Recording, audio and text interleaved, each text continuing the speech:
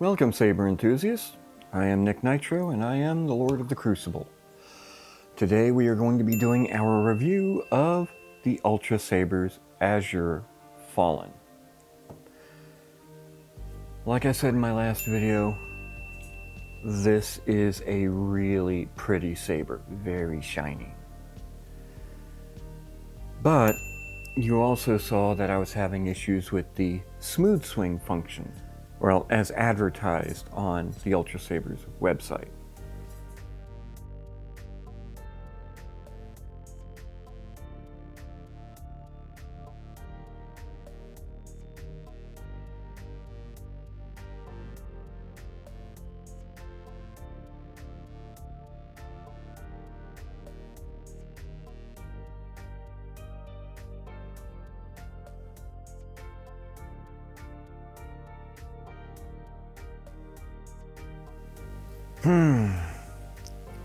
I went ahead and got a hold of their technical support department, made a video as per their request, trying to show the issue, and I got a response from them. Now, at the time I thought that there were issues with motion control. I was wrong.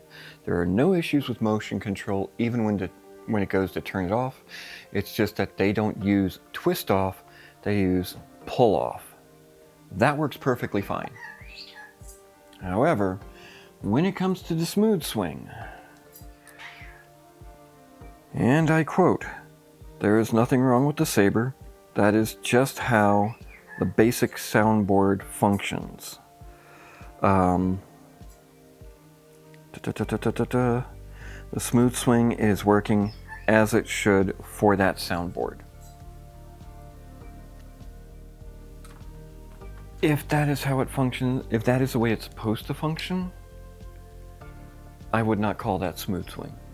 It requires a lot of effort to get a swing sound out of that. But while I was going through support, I ran into another issue.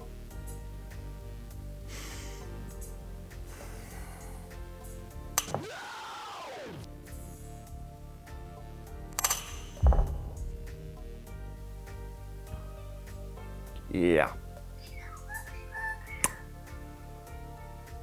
Not exactly pleased here. Again, I'll try and get some close-ups, but this is held in with two set screws, two grub screws. And even this block is very, very loose. They were not really securely tightened down. And if I could reach them, then I could probably retap the holes if that was even needed, tighten them down and get everything secured. But they're hidden behind this panel here, which, okay, I requested the combat emitter. Looks nice, I like it, but it does make it impossible to access these screws without removing this and then having to re-glue it in place and everything. I don't know if I'd get everything lined up. I am, and just, yeah, let's just go ahead and remind everybody of the particular issues that I've been having with this saber regarding the smooth swing.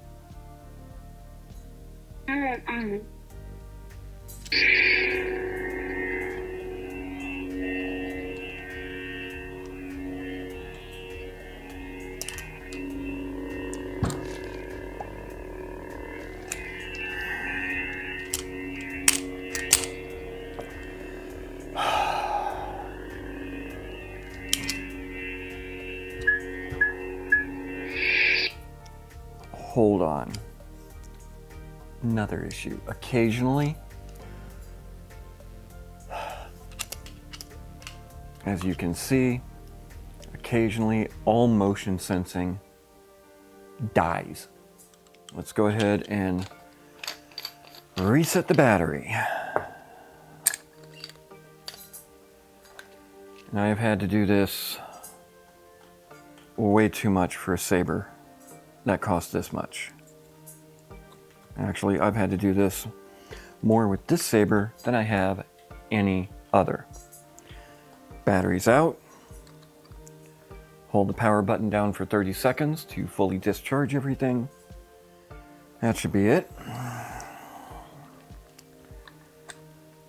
And we go ahead and put the battery back in, making certain that it's facing the correct way.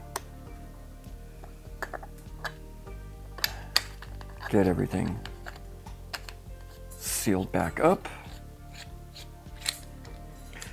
They did confirm, however, that the USB port on the chassis is a recharge port. It is not a data port, which, okay, I was hoping for a lot on that, and I know that, but it would have been really nice and probably would have allowed me to fix many of the issues if this board was able to connect with their app, but it can't.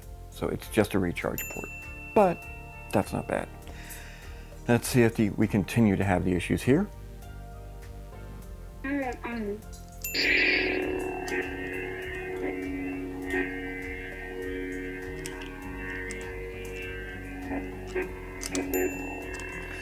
Now you do get some, but you really have to swing it hard to get anything. At this level, you're getting nothing. Compare that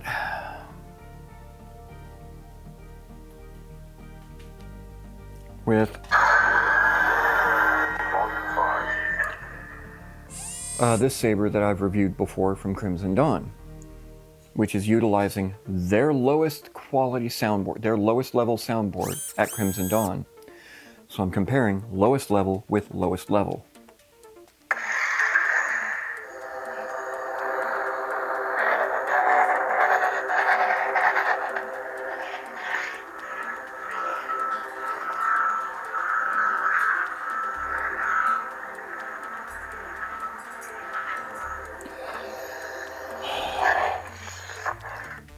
By comparison,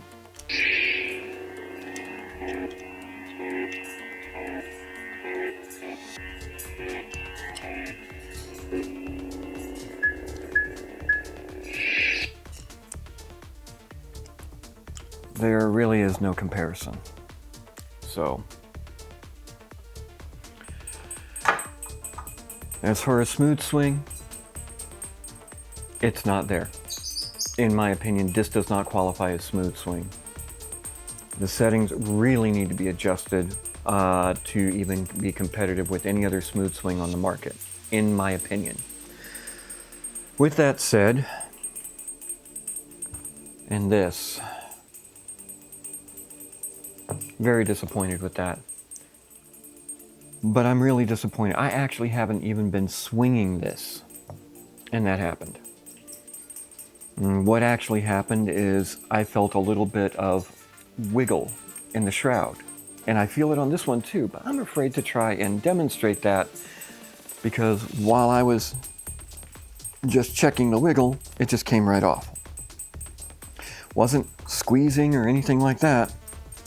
It was literally just that kind of force. I do intend to test this saber for the remainder of its durability. Find out how well it protects the electronics inside for what electronics you get. Let me go ahead and get all of my measurements down here. And I'll go ahead and post those up here. And then we will go on from there. So, let's get started with this. Yeah, probably measurement montage. Yeah, I think that'll work.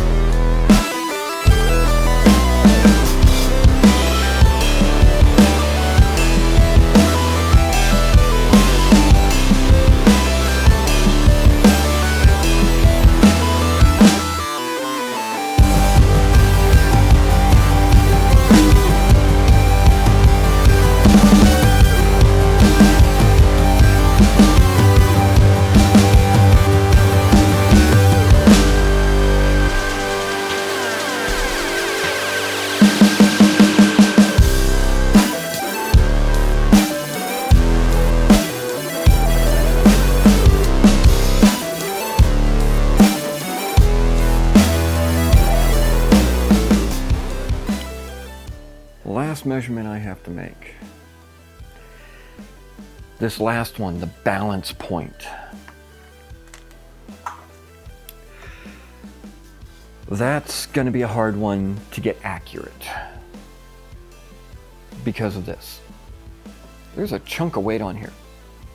Let's pull this out. Let's check the weight on just that alone. That's 2.3 ounces itself. Now it is situated very closely to to where I would expect the balance point to be. So the missing weight may not affect it all that much.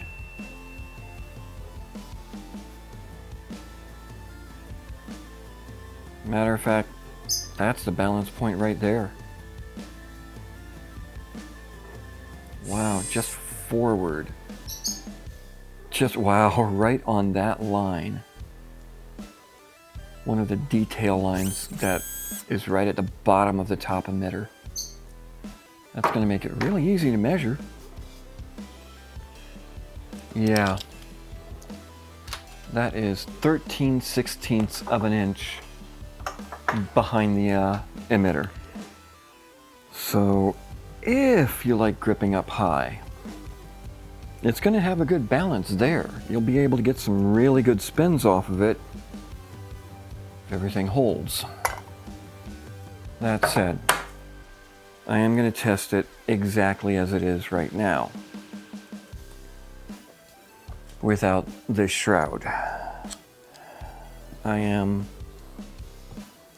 still very disappointed in this. I expect more damage here, I really do.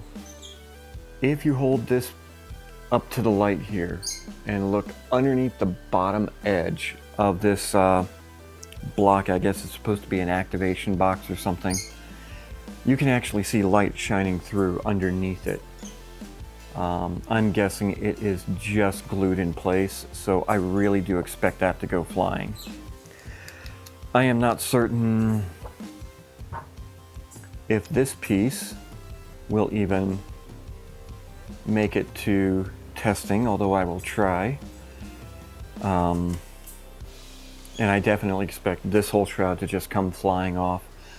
We'll see if it even makes it past the tip test. That'll be very, very interesting. So I'm going to test it as is. What I intend to do afterwards, after all of this is done. I know where there's a machine shop, and I'm going to see if they can't help me find a better way to connect the shrouds here with that kind of standoff. I am just really disappointed in that.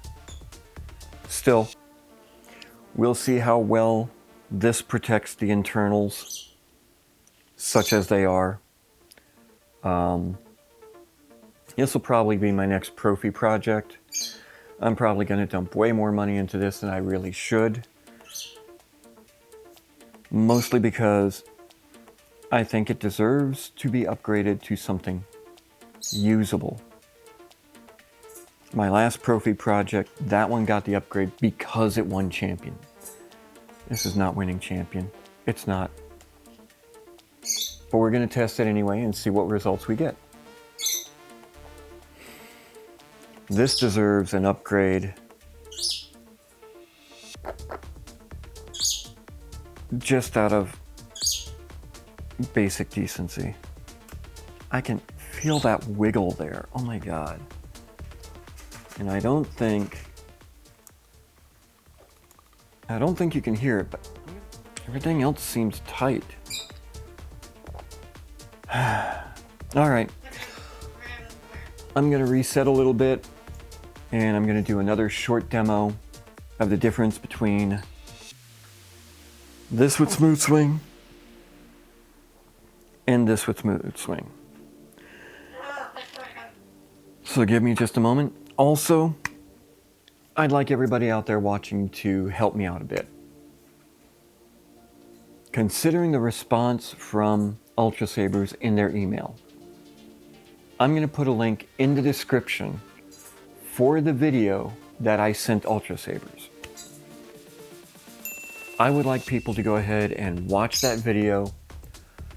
Let me know if maybe I was just swinging it too hard so it appeared that it may have been working correctly. Let me know down in the comments what you think. Should I push the issue with them? Should I shoot another video? I like to avoid saying that I'm a YouTube channel, but let me know what you think. First, what I think most people would interpret smooth swing as.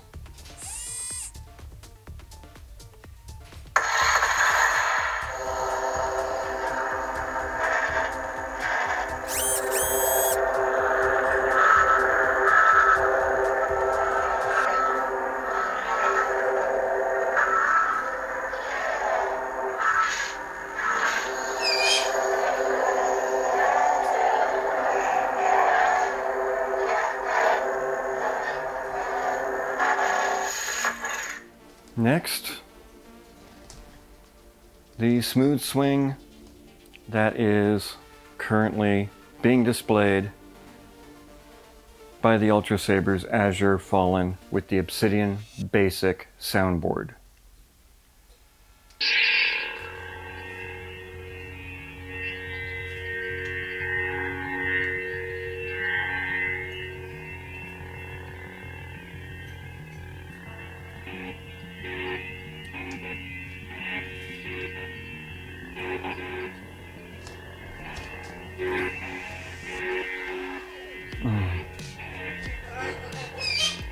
This is even worse than the video I made for Ultrasabers.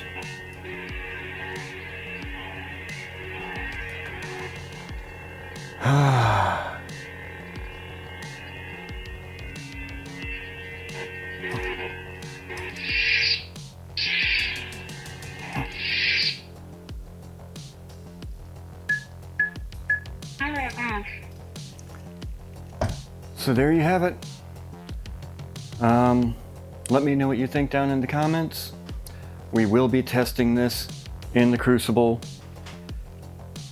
Again, I wish it had turned out better. I actually had hoped that Ultrasabers was improving towards the market standard. But until next time, I'll see you in the Crucible.